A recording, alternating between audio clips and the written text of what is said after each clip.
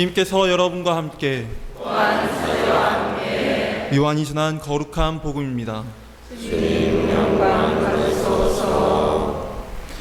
그때 제자들 가운데 많은 사람이 예수님께서 말씀하시는 것을 듣고 말하였다. 이 말씀은 듣기가 너무 거북하다. 누가 듣고 있을 수 있겠는가? 예수님께서는 제자들이 당신의 말씀을 두고 투덜거리는 것을 속으로 아시고 그들에게 이르셨다. 이 말이 너희 귀에 거슬리느냐? 사람의 아들이 전에 있던 곳으로 올라간 것을 보게 되면 어떻게 하겠느냐? 영은 생명을 준다. 그러나 육은 아무 쓸모가 없다. 내가 너희에게 한 말은 영이며 생명이다. 그러나 너희 가운데에는 믿지 않는 자들이 있다. 사실 예수님께서는 믿지 않는 자들이 누구이며 또 당신을 팔아넘길 자가 누구인지 처음부터 알고 계셨던 것이다. 이어서 또 말씀하셨다. 그렇기 때문에 아버지께서 허락하지 않으시면 아무도 나에게 올 수 없다고 너희에게 말한 것이다. 이 일이 일어난 뒤로 제자들 가운데에서 많은 사람이 되돌아가고 더 이상 예수님과 함께 다니지 않았다. 그래서 예수님께서는 12 제자에게 너희도 떠나고 싶으냐 하고 물으셨다. 그러자 시몬 베드로가 예수님께 대답하였다. 주님, 저희가 누구에게 가겠습니까? 주님께는 영원한 생명의 말씀이 있습니다. 스승님께서 하느님의 거룩하신 분이라고 저희는 믿어왔고 또 그렇게 알고 있습니다. 주님의 말씀입니다. 그리스도님 참여합니다.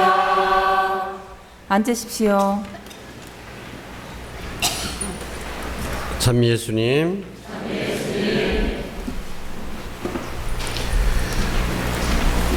요즘 남북한의 긴장 이런 갈등 상황을 보면서 우리도 역시 불안해지긴 합니다만은 우리가 이렇게 불안해질 때에는 원망하는 마음, 비난하는 마음이 생기게 마련입니다.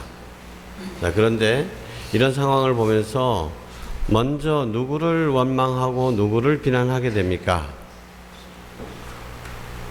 제일 먼저 김정은이 그 새끼 그거 젊은 것이 세상 돌아가는 것도 모르고 일단은 저쪽을 탓하게 되죠. 비난하게 되죠. 그런데 과연 그것이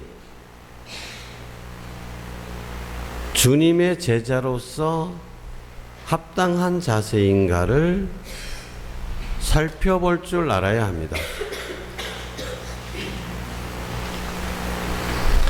오늘 복음을 보면 주님께서 참 참담한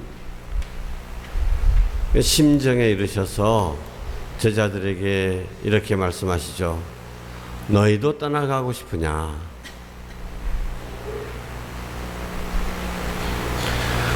한때 예수님께서는 슈퍼스타였습니다. 이 일이 가파르나움에서 일어난 일이라고 그랬잖아요. 가파르나움에서 과연 예수님은 어떤 존재였습니까? 예수님이 가파르나움에 머물러 계시는 동안에는 사람들이 너무나 많이도 몰려 들어가 가지고 예수님 앞에 환자를 들여다보고 싶은데 도저히 사람 때문에 못하니까 지붕 위로 옮겨서 지붕을 뚫어 가지고 그 밑에 밧줄을 달아서 내려보낼 정도로 사람들이 많이 모였습니다. 가파르나움뿐입니까? 이방인에게로 가면 그 도시에서도 예수님 옷자락만이라도 만져보려고 그렇게 했었습니다. 옷자락도 만지지 못할 정도로 더 사람들이 많은 경우에는 예수님이 지나가다가 예수님이 그림자라도 어떻게 좀 비춰보지 않을까, 이렇게 해서 길가에 사람들을 눕혀놓았다 이거예요. 여러분 상상이 가십니까? 예수님 가시는 곳마다 어떤 일들이 일어났는지. 그리고 그 가운데 절정은 요한복음에 따르면 빵을 많게 하신 기적이었습니다. 장정만도 5천 명 되는, 그러니까 10,000명, 15,000명 되는 그 수많은 사람들, 그 사람들에게 빵을 배불리 먹게 하고도 12광줄이나 남는 엄청난 기적을 행하셨습니다.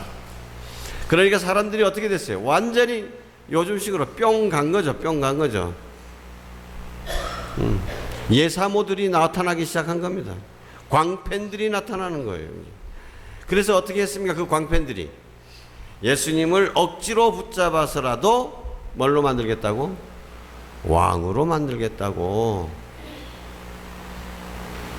그래서 예수님을 찾아 나서는 겁니다. 근데 예수님께서는 그들이 그렇게 하시는 것을 아시고 피하셨죠. 그래서 이제 가파르나움에서 만난 겁니다. 만나서 그 얘기들이 요즘 몇 주간 동안 계속되는 거죠. 아이고 어디 갔습니까? 예수님 우리가 당신을 얼마나 찾았는지 모르십니까? 그러니까 예수님께서 뭐라고 하셨어요? 아이고 나 찾자니 경 고생했으냐? 안 그랬어요. 너희가 나를 찾은 것은 빵을 많게 한 그 기적의 의미를 깨달았기 때문이 아니라 빵을 배불리 먹었기 때문이다. 그래서 뭐라고 하십니까? 썩어 없어질 빵을 구하지 말고 영원한 생명을 주는 빵을 구하여라. 아이고 그런 빵이 있으면 저에게 주십시오. 그런 빵도 있습니까? 내가 바로 생명의 빵이다. 사람들이 웅성웅성해. 어떻게 자기가 생명의 빵이 되냐? 그건 무슨 말씀이야? 너희 조상들은 광야에서 만나를 먹었지만 그 만나는 모세가 내려준 줄 아느냐? 하늘에 계신 내 아버지께서 내려주신 것이다. 너희 조상들은 만나를 먹고도 죽었지만 나를 먹는 사람은 영원히 살 것이다. 어이? 이건 무슨 또 말씀이야? 자기를 먹으라니. 예수님께서 뭐 계속 하십니다. 내 살을 먹고 내 피를 마시지 않으면 영원한 생명을 누릴 수 없다. 왜? 내 살은 참된 양식이고 내 피는 참된 음료이기 때문이다.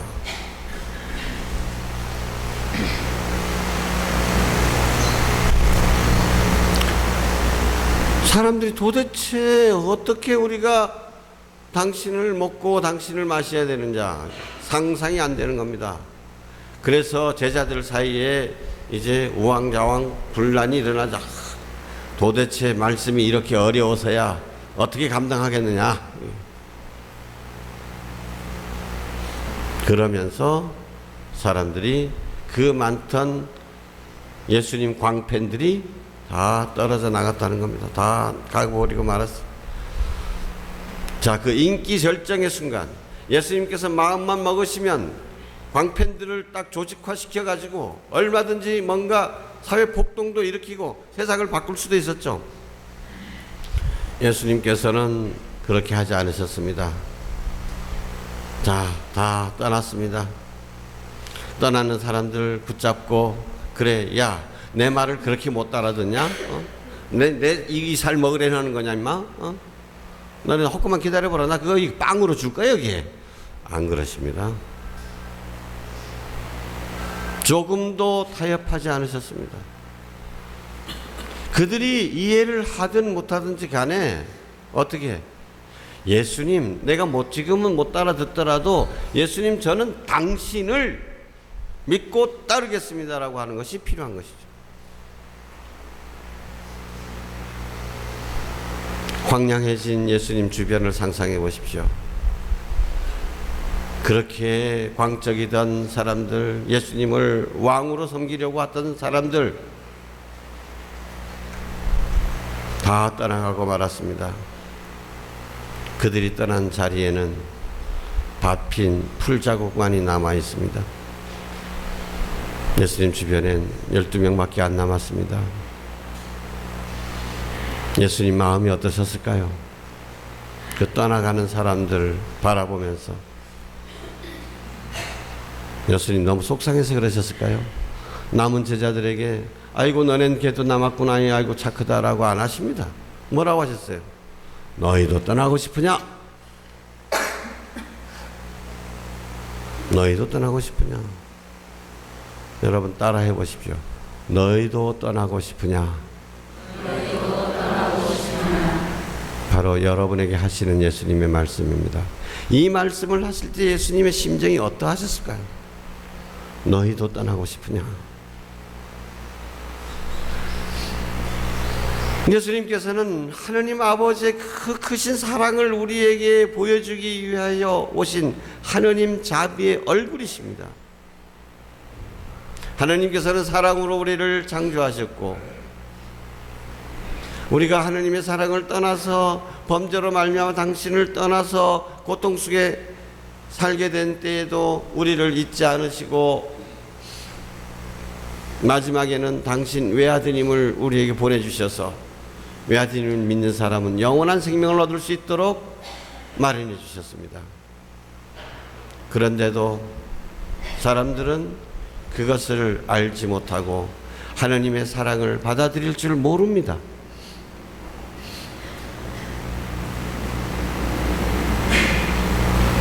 아버지의 사랑을 받아들일 줄 모르는 이 백성, 그 백성을 지켜보는 예수님의 마음이 어떠했겠습니까? 얼마나 안타깝겠습니까? 어쩌면 이렇게도 완고한가? 어쩌면 이렇게도 어리석은가? 예수님께서는 또 다른 기회에 예루살렘을 바라보시면서 이렇게 우셨죠. 예수님께서 눈물을 흘리셨다는 건 몇 번 안 나옵니다. 예루살렘 성지순례를 가보면 예루살렘 골짜기 건너편, 거기에 예수님께서 눈물을 흘리신 곳이라고 해서 조그마한 경당이 하나 지어져 있습니다. 예수님께서 예루살렘 멸망을 향해 치닫고 있는 예루살렘을 바라보면서 눈물을 흘리시며 한탄하시죠. 예루살렘아, 예루살렘아, 나는 암탉이 자기 병아리들을 제 품에 날개 밑으로 모으듯이 너희를 그렇게 모으려고 했는데,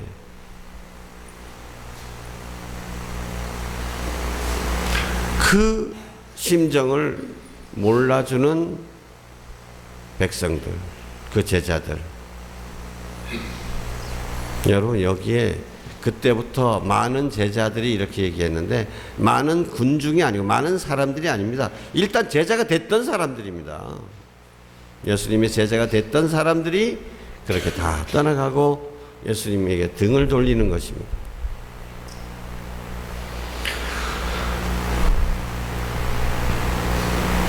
예수님의 마음이 얼마나 안타까우셨을까.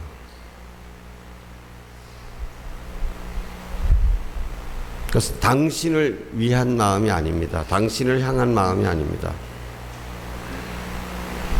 우리 때문에 애타하시는 거죠. 우리 때문에 애절하시는 거예요. 우리가 그 행복의 길을 발로 차버리고 있기 때문입니다.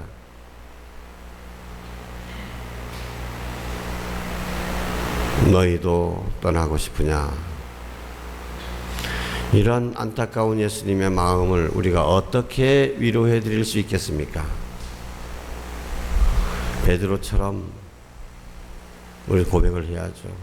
아니, 떠나다뇨. 우리가 어디로 가겠습니까? 주님께서는 영원한 생명을 주는 말씀을 지니고 계십니다. 우리가 당신을 떠나서 어디로 가겠습니까? 당신께서는 하느님의 아들이심을 우리는 믿습니다. 이 고백을, 이 신앙을 주님께 드려야죠.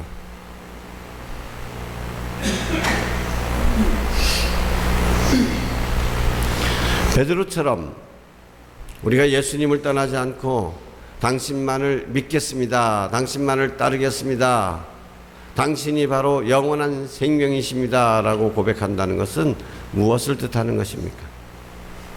예수님의 가르침이 너무 어렵다고 그래서 떠나버린 사람들, 그들이 흔히 많은 사람들이 생각하듯이 아이고 자기 살을 먹고 자기 피를 마시려니까 우리가 무슨 흡혈귀냐, 식인종이냐, 이래서 떠나갔을까요? 저는 그렇게 단순하지 않다고 봅니다. 그들이 거절한 것은 단순히 예수님의 가르침 중에서 한두 가지, 특히 성체성사에 관한 그 가르침, 당신의 살과 피를 먹고 마셔야 된다는 요것에만 걸려서 넘어진 것이 아니다. 예수님 가르침의 정수, 예수님 가르침의 핵심에 걸려 넘어진 것이다. 성체성사도 그것이죠. 무엇입니까?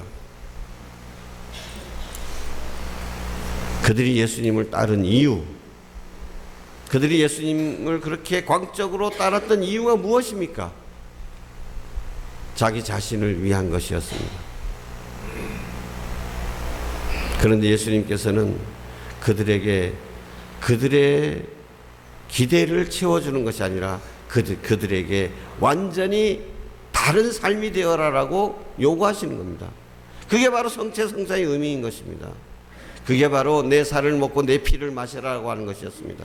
예수님의 피를 먹고 예수님의 살을 먹고 예수님의 피를 마셔야 되는 사람은 어떻게 살아야 됩니까?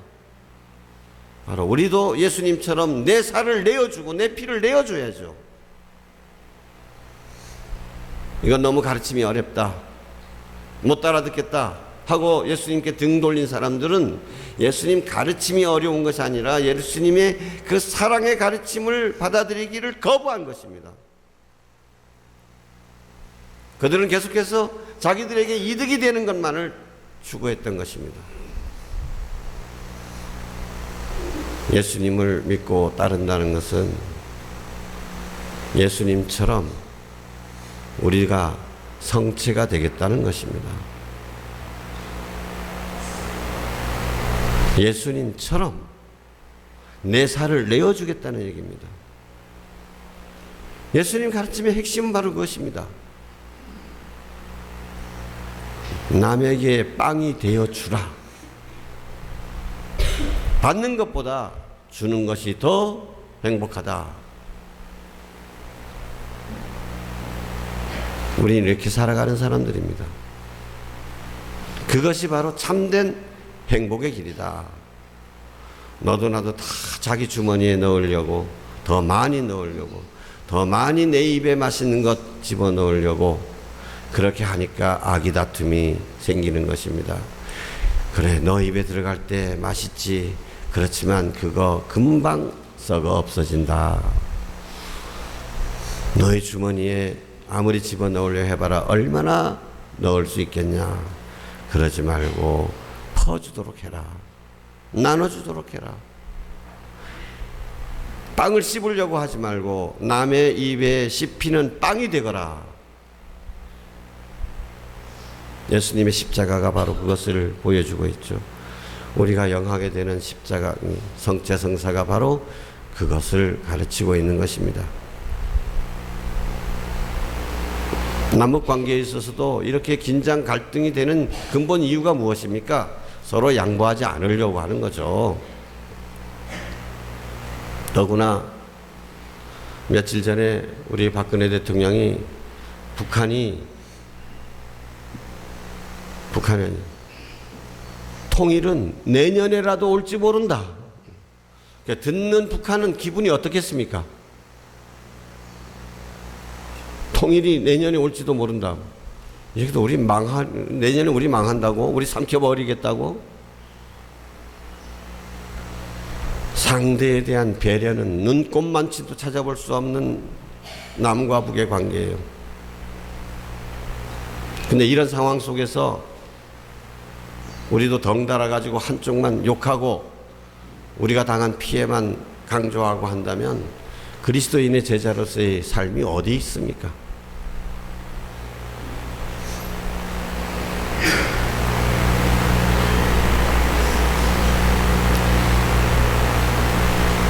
남북의 화해를 위해서